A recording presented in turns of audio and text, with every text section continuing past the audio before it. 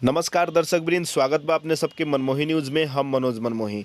दर्शक वृंद, ई जोन वीडियो में दृश्य देख रहल छी, ई दृश्य रौतहट जिला के शान के रूप में कहे जाए वाला गौर अस्पताल के दृश्य है।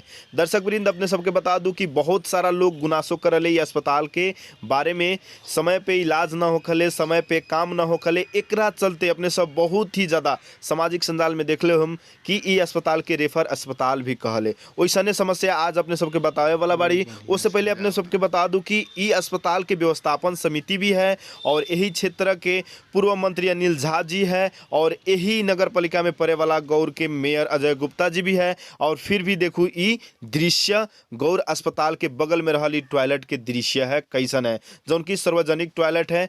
कुरुआ और मरेजी भी आवले और बाहर बाहर से जे भी आवले अस्पताल में उ लोग ई टॉयलेट में जाले। लेकिन देखू ई टॉयलेट के दृश्य कितना फोहर है और एगो सदर मुकाम कहे जाए वाला में कैसे ऐसा अवस्था है और कैसे में टॉयलेट और पेशाब करे जाइए, अपने सब विचार करूं।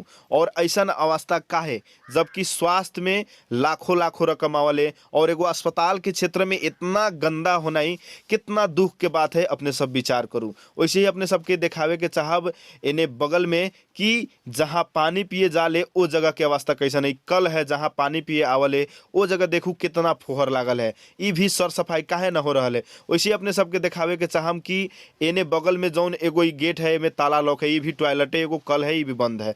दर्शक वृंद, वीडियो अच्छा लागल हो तो ज़्यादा से ज़्यादा शेयर करूँ और गौर अस्पताल के सुधार करे के लिए दबाव भी बनाऊँ।